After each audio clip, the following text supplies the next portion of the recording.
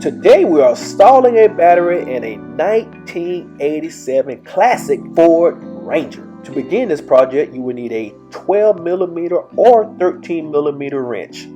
This particular customer had a 12mm on one side and a 13mm on the other side. So what I'm doing first is disconnecting the negative terminal. The post was really only hard, so what you want to do when it's kind of hard to come off, you want to get a flathead screwdriver and kind of lift up over the post itself, and you see how it just popped off the terminal. Just put like a little pressure on it. Don't put a lot of pressure on it. If you do, you will break the post itself. Use your 12mm to take off the positive on this battery itself. So you try to wiggle it with your hands, so try to get it off first.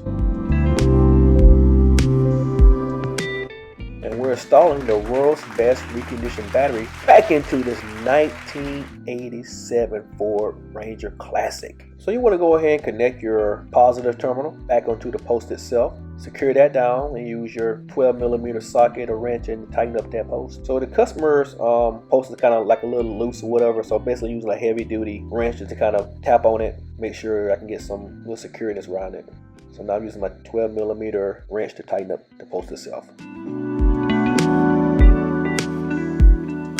Your last step is you want to go ahead and connect the negative terminal onto the battery post itself. It's also known as your ground as well too. And this is how you install a battery in a 1987 Ford Ranger.